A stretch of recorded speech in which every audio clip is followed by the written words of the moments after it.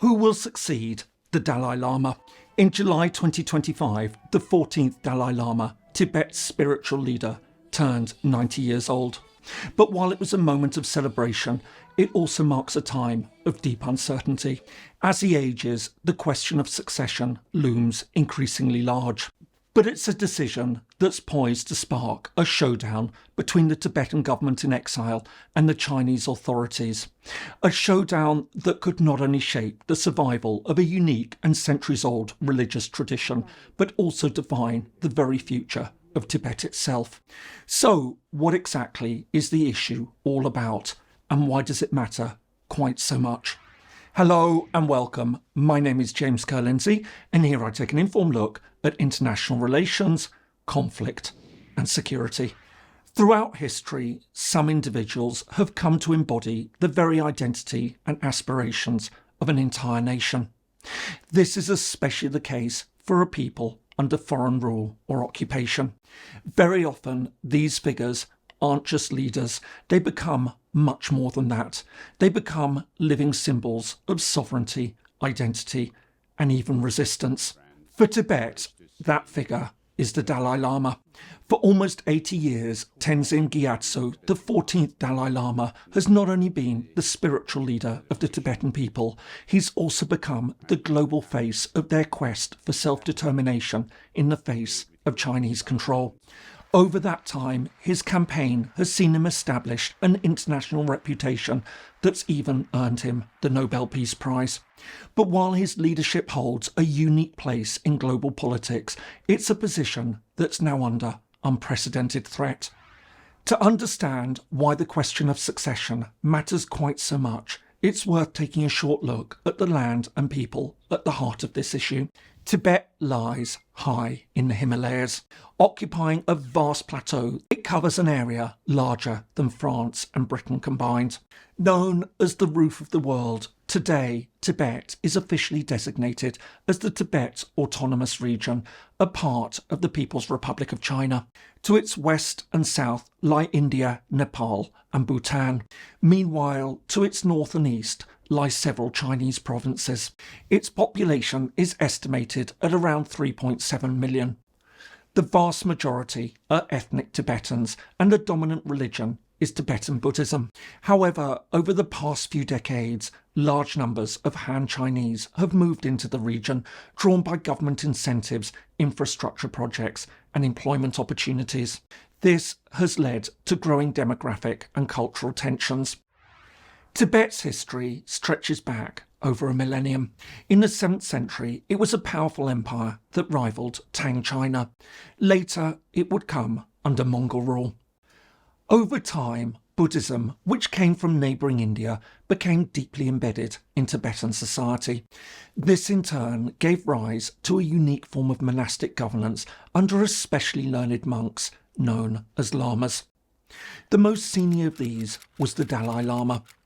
But while the title, which means Ocean of Wisdom, was granted to earlier spiritual leaders, it was the 5th Dalai Lama, who lived in the 17th century, who was the first to formally combine spiritual and political authority.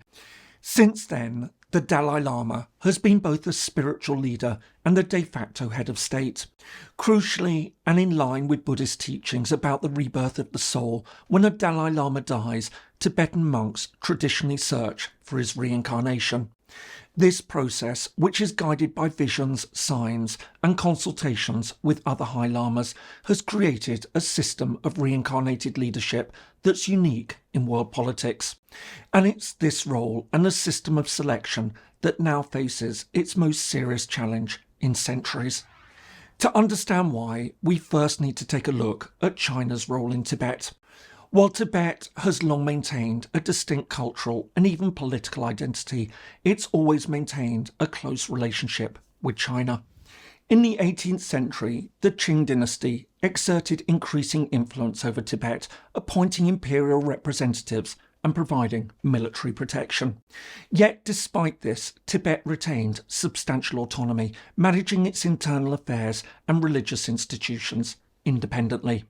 However, the critical moment came when the Qing Empire collapsed at the start of the 20th century. Seizing the opportunity of unrest in China, Tibet formally declared independence in 1913. As a result, over the following decades, as China sank into civil war and then Japanese occupation, Tibet operated as a de facto independent state, with many of the accepted trappings of statehood, including its own currency and even an army. Crucially, though, it was never formally recognised as an independent state by any major countries. More to the point, China never accepted its separation. Indeed, as various Chinese regimes rose and fell, they continued to claim Tibet as Chinese territory, a claim that would become especially critical after the end of the Second World War. In 1949, the Chinese Communist Party finally won the country's long-running civil war. Having established the People's Republic of China, it quickly turned its attention to Tibet. In 1950, the People's Liberation Army entered eastern Tibet, defeating the local resistance. The following year, Tibetan representatives signed the 17-point agreement. But while this affirmed Chinese sovereignty over Tibet, it also promised religious freedom and autonomy for the Tibetan people. This included the continued rule by the 14th Dalai Lama, who was just 15 years old at the time. But while relations initially appeared cooperative, with the Dalai Lama even travelling to Beijing to meet the Chinese leader Mao Zedong, tensions soon began to grow. As China started to strengthen its authority and even challenged the monastic system, popular resentment spread.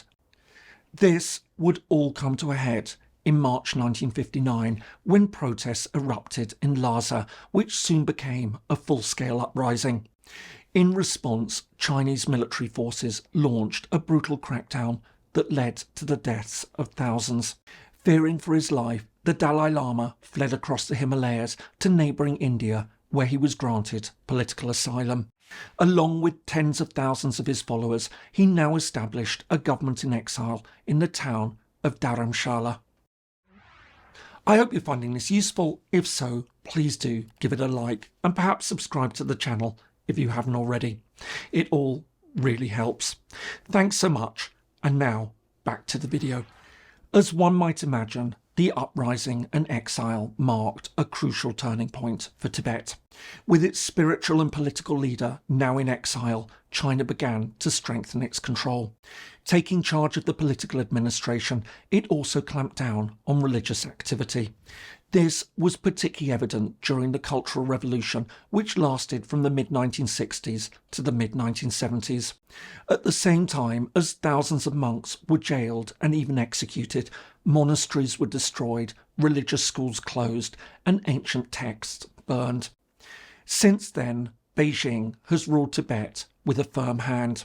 As elsewhere, political dissent is suppressed. And although some of the monasteries have been rebuilt, religious life remains under tight surveillance. Meanwhile, the Chinese government insists on its right to oversee the appointment of senior lamas, including the Dalai Lama.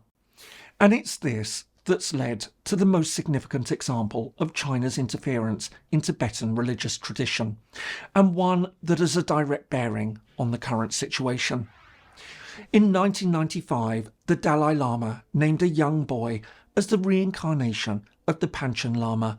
Traditionally, the Panchen Lama is the second most important figure in Tibetan Buddhism and a key figure in the process of selecting the next Dalai Lama. However, within days of being named, the child and his parents were taken by the Chinese authorities and have never been seen again. In his place, Beijing instead appointed its own Panchen Lama. However, the legitimacy of the appointee is widely rejected by most Tibetans. All the while, since going into exile, the Dalai Lama has become the leading international voice for the Tibetan cause. From his base in India, he's championed what's become known as the middle way approach for Tibet. Rather than calling for independence, he's instead sought genuine autonomy for Tibet within the framework of continued Chinese sovereignty. More to the point, his call for a peaceful settlement of the issue has gained him worldwide respect. More recently, though, in 2011, he voluntarily relinquished his claim to political leadership and retired from active politics, transferring authority to a democratically elected leader of the Tibetan exile community. However, despite stepping back from political leadership, he remains Tibet's spiritual leader and the symbolic head of Tibetan national identity. And that's now the key issue. As he enters his 10th decade, the question of who comes next and how that person will be appointed has become increasingly urgent. So, how will his successor be named?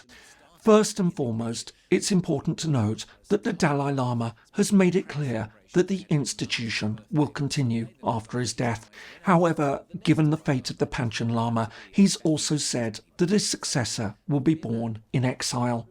Meanwhile, he's delegated authority over the selection process to his personal spiritual and charitable foundation. That said, and in line with tradition, other senior Tibetan Lamas in exile, as well as traditional methods, will still be used to guide the search. The problem is that the Chinese government completely rejects this, as well as insisting that the next Dalai Lama must be born within China's borders. It's also adamant that it must recognise anyone selected. Needless to say, this sets the stage for a standoff, as it now seems likely that the result will be two competing Dalai Lamas, one in Lhasa, the other living abroad. But while a Chinese Dalai Lama will have state backing, he'll have no legitimacy amongst the Tibetan people or with the exiled Tibetan leadership. But at the same time, while the exile community may recognise a rival Dalai Lama born and trained outside Chinese control, he'll be a leader with no direct authority over the vast majority of Tibetans. More to the point, while the succession of the Dalai Lama may seem like a relatively arcane religious issue, for millions of Tibetans, both inside Tibet and in exile, the question of succession is not just about a religious leader. Beyond the politics of who administers Tibet, it's about the survival of their independent culture and identity. As well as being about their unbroken link to the past, it's therefore also very much about their future. I hope you found that useful. If so, here are some more videos that you might find interesting. Thanks so much for watching, and see you in the next video.